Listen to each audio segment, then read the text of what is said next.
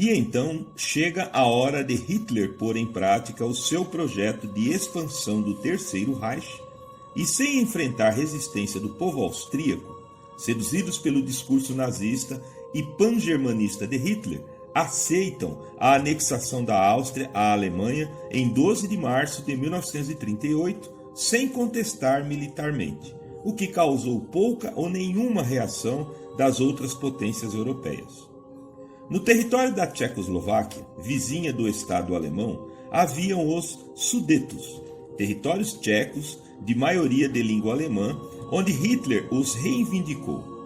França e Reino Unido não se opuseram a isso, sob a promessa do ditador de não mais haver reivindicação de mais nenhum território para a Alemanha. Porém, menos de um ano depois, a Alemanha invade o restante do território da Tchecoslováquia e instala o Estado fantoche da República Eslovaca. E agora, Hitler começa a reivindicar Danzig, importante porto polonês com maioria da população de etnia alemã, e ao mesmo tempo assina um tratado de não agressão com a União Soviética de Stalin e também firma aliança com a Itália fascista de Mussolini, que por sua vez invade a Albânia em abril de 1939. Oficialmente, a Segunda Guerra Mundial começa em 1º de setembro de 1939, quando, sem declaração formal de guerra, a Alemanha invade a Polônia pelo lado oeste e a União Soviética, por sua vez, invade pelo leste, onde o objetivo era repartir o território polonês entre eles e a Polônia deixaria de existir como nação. Foi então que a França e o Reino Unido declararam guerra à Alemanha e a União Soviética aproveita o momento e invade a Finlândia e ocupa os países bálticos. Nesse momento, a União Soviética é expulsa da Liga das Nações. A invasão da Polônia se deu através da tática de guerra denominada Blitzkrieg, ou Guerra Relâmpago, com um ataque rápido e maciço de tanques, blindados, canhões e aviões, onde quase não permite reação do inimigo. E da mesma forma, 8 meses depois, em abril de 1940, a Alemanha invade a Dinamarca e a sua marinha de guerra entra em ação invadindo a Noruega, sendo que esses países já contavam com a ajuda das tropas dos aliados Reino Unido e França, mas que pouco puderam fazer.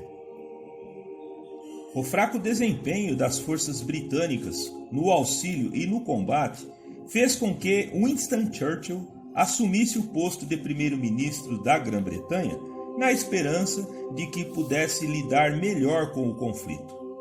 Na esteira da Blitzkrieg, agora a Alemanha invade a Bélgica e a Holanda em poucas semanas. E se volta na direção da França. O exército francês preparou uma faixa fortificada chamada de Linha Maginot para deter o exército alemão e italiano ao longo de suas fronteiras.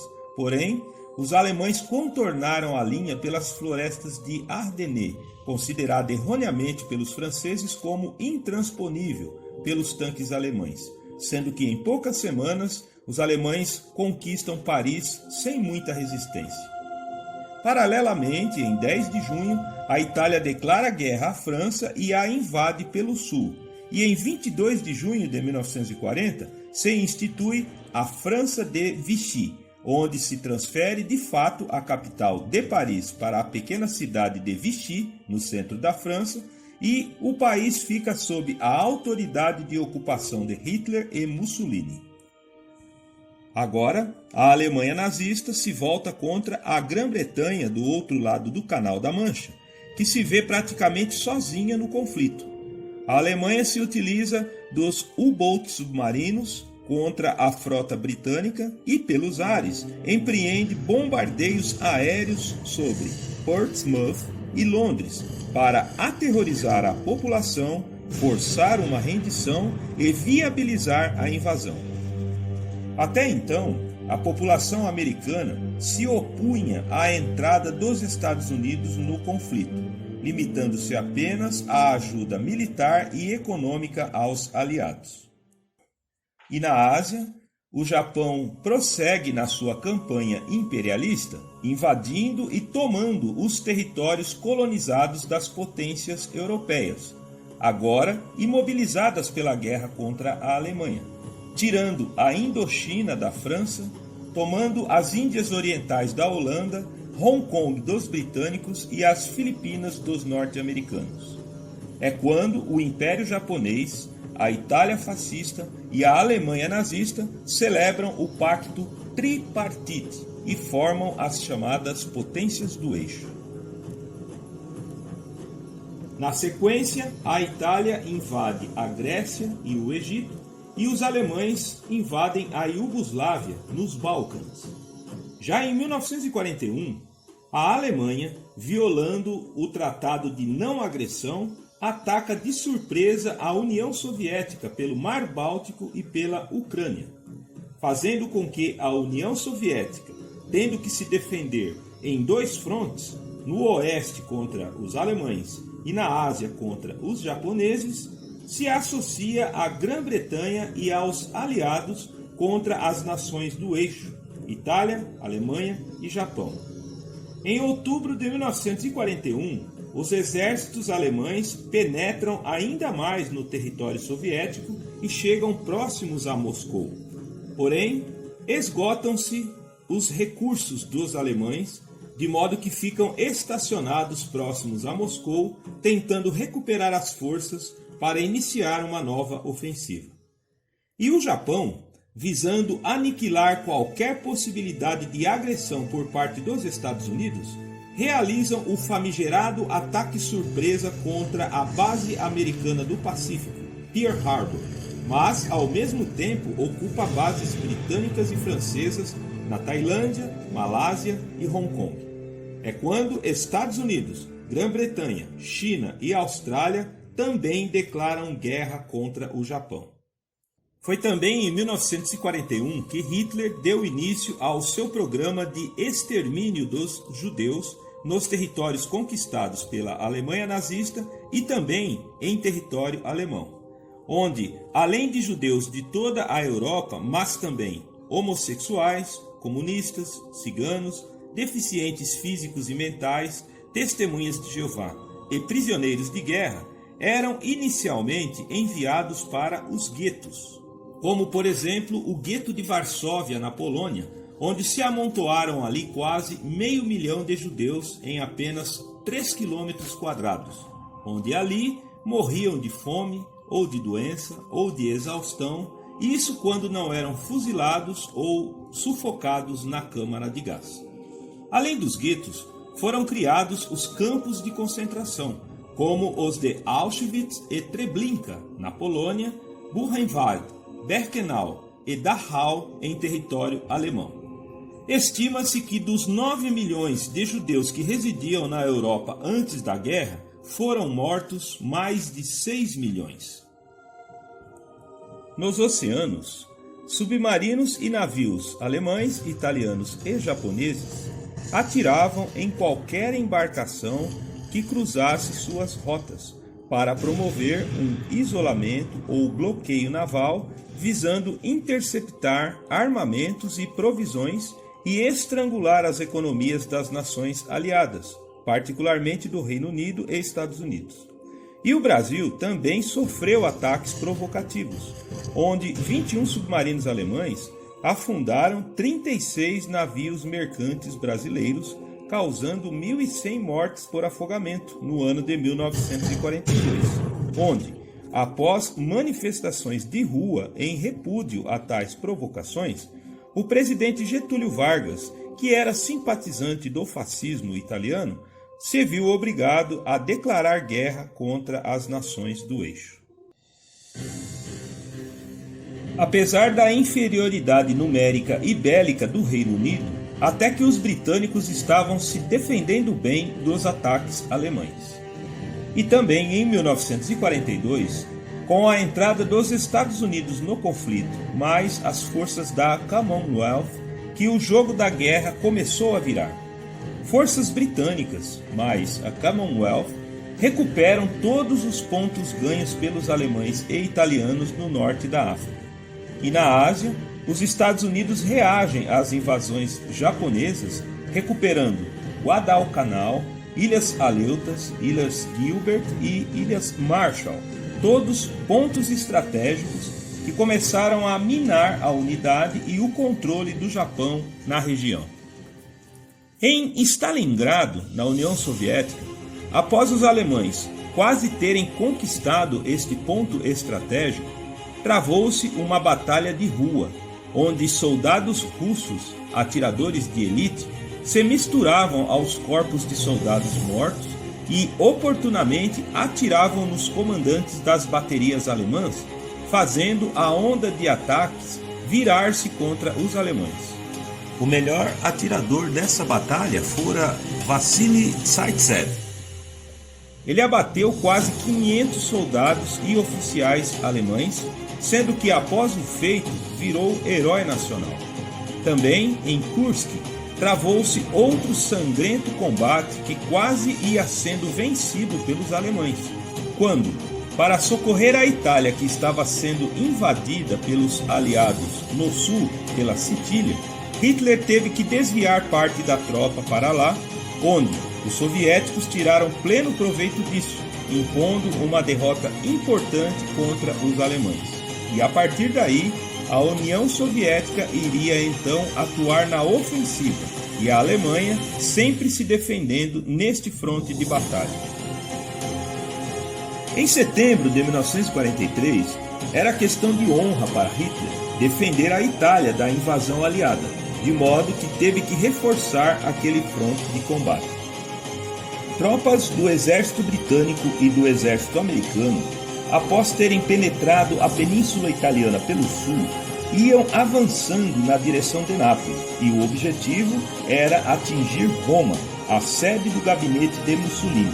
E à medida que a campanha militar fascista ia fracassando, a população italiana ia mudando de lado e começaram a apoiar as tropas dos aliados e a combater os fascistas e os alemães. E no final de setembro de 1944, chega a Força Expedicionária Brasileira para se juntar aos soldados aliados com 26 mil soldados, 22 aviões de combate, 2.000 veículos motorizados, 25 veículos blindados, mais armamento e munição. O emblema da Força Expedicionária Brasileira era uma cobra fumando, já que o comentário que corria no Brasil era que seria mais fácil a cobra fumar do que o Brasil entrar na Segunda Guerra Mundial. E então a cobra fumou.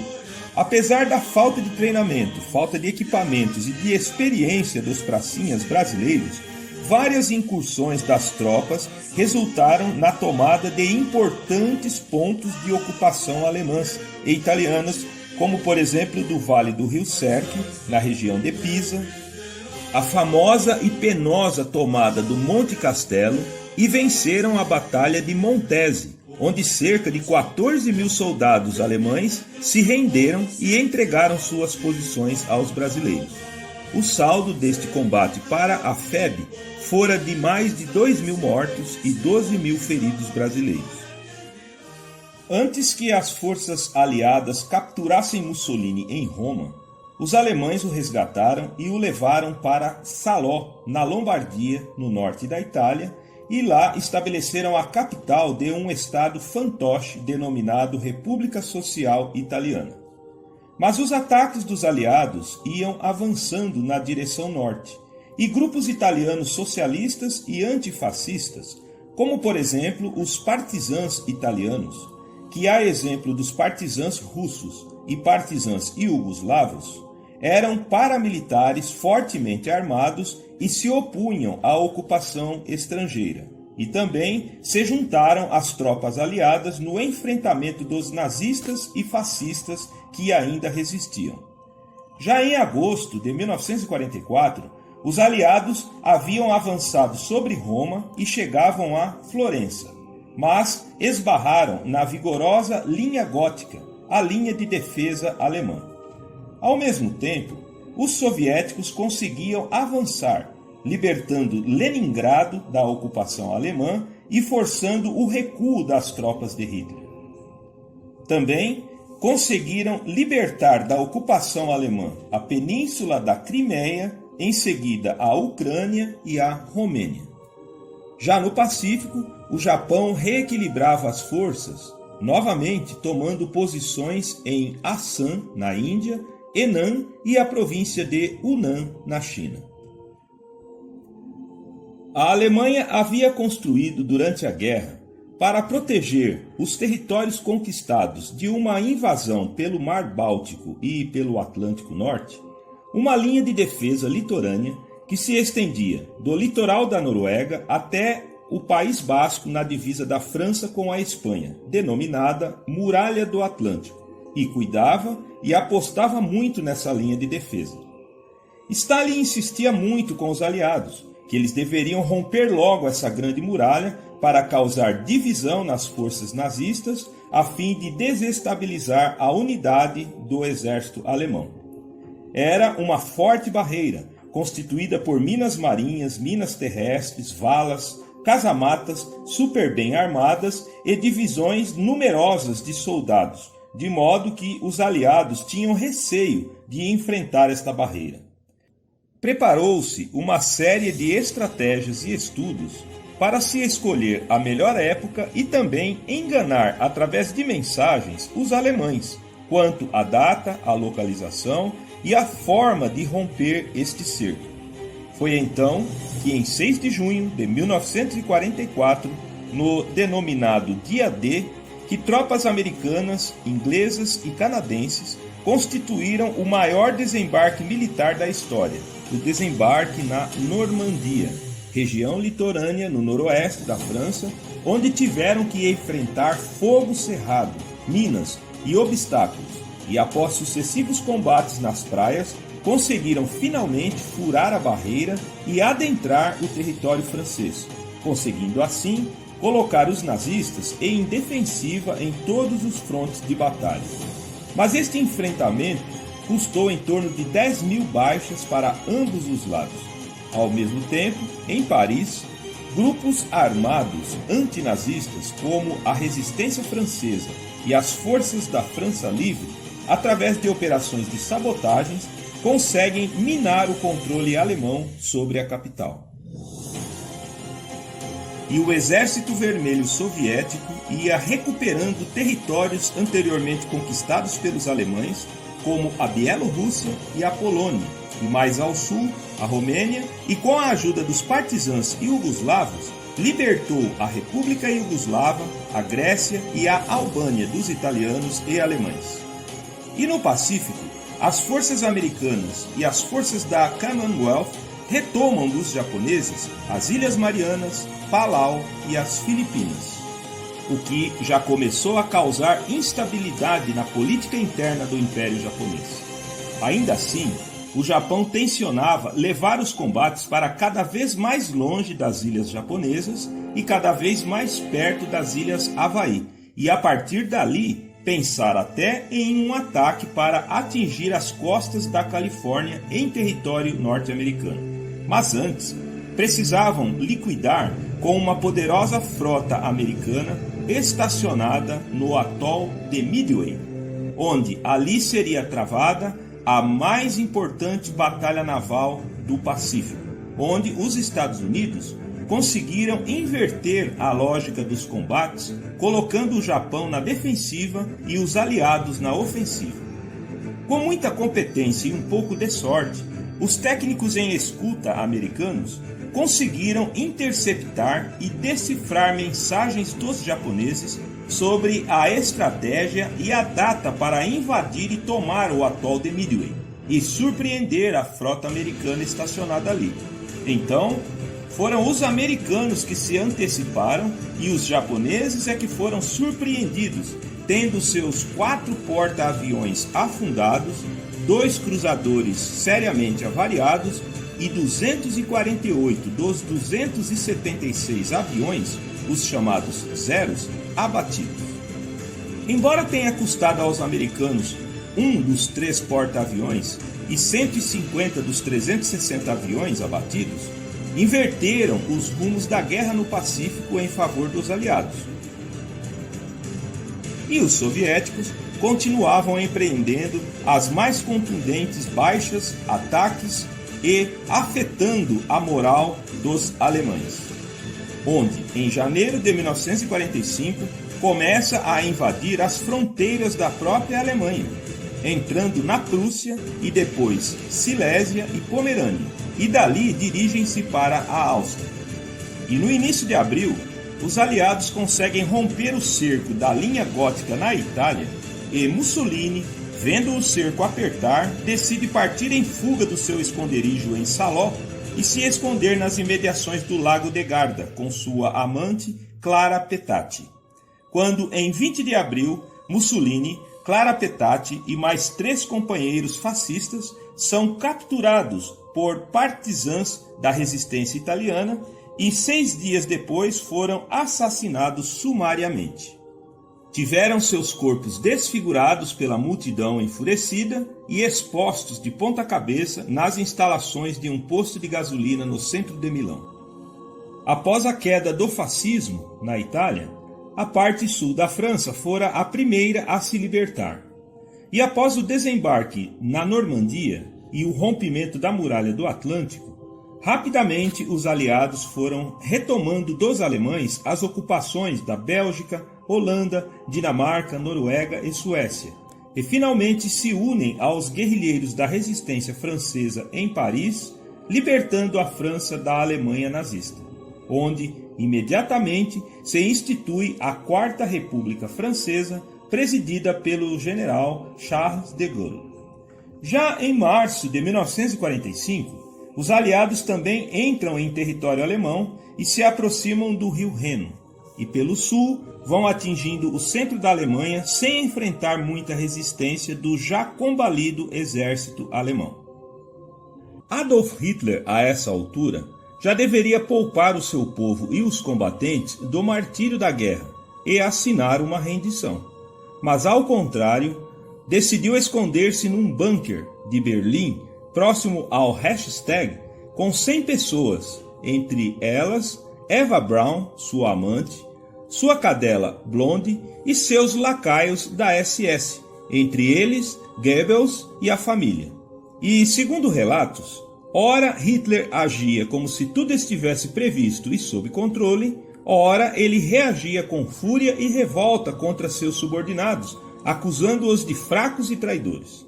Chegou a dizer que se esta calamidade estava acontecendo sobre o povo alemão, é porque eles mereciam. Alguns comandados, como Himmler e Hess, até tentaram convencê-lo a assinar uma rendição, ao passo que outros o instavam a fugir de Berlim, sendo que no sábado 28 de abril de 1945, sabendo que os russos estavam se aproximando, ele combina com todos como devem se suicidar e distribui cápsulas de cianeto. No domingo, 29 de abril, ele se casa com Eva Braun no bunker e, na segunda, após um almoço de casamento, ouve pelo rádio como foi que Mussolini fora capturado e morto. E com medo e vergonha de também ser humilhado, se suicidam com cianeto e um tiro na têmpora para garantir. Ele também havia dado ordens para que seus corpos fossem incinerados. O lacaio propagandista Goebbels e esposa primeiro tratam de assassinar os próprios filhos e depois também se suicidam. E então os russos completam a invasão de Berlim e no dia 30 de abril os aliados também chegam e todos se reúnem no Reichstag, selando a derrota da Alemanha nazista em 2 de maio de 1945, onde os alemães assinam a rendição. Mas a guerra não havia acabado no fronte oriental. Agora, o Exército Vermelho Soviético se une aos Estados Unidos para retomar a Manchúria, a Mongólia Interior e a Coreia dos japoneses, e os aliados estudam a possibilidade de atacar o Japão no seu próprio território. Para isso, precisam tomar a ilha de Iwo Jima, para servir de base de operações e trampolim para atingir as ilhas. Os japoneses não facilitaram para os americanos, e ali se deram os mais sangrentos combates, onde, dos 22 mil combatentes japoneses, sobraram só 1.000 que ainda se suicidaram antes de se renderem, mas mataram 7.000 fuzileiros americanos e feriram gravemente outros 20.000. Também, os japoneses deram trabalho para entregarem a Birmânia para os aliados americanos e indianos.